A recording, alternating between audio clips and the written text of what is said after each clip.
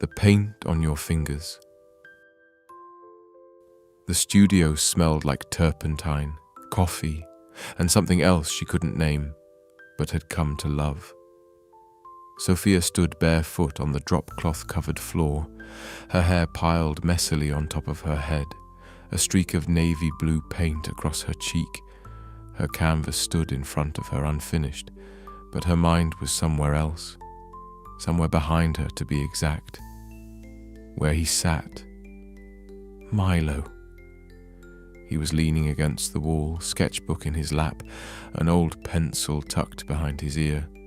He wasn't watching the city skyline or the birds flitting past the window.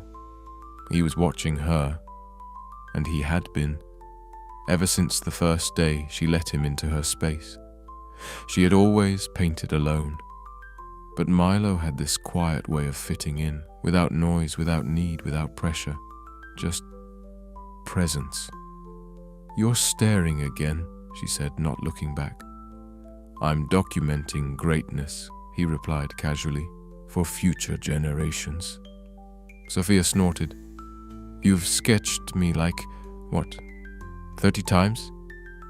42, he corrected. "But who's counting?"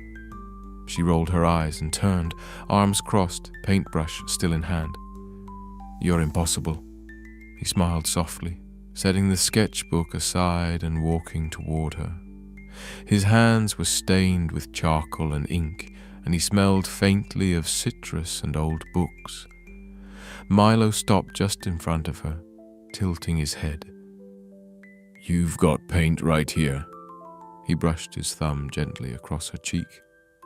She froze.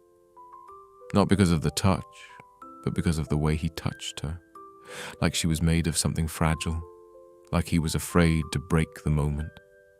Her voice dropped. "Milo." He looked into her eyes, and in that silence she felt it. Everything he wasn't saying, everything he'd drawn in those pages instead. "I want to be in your world, Sophia," he whispered.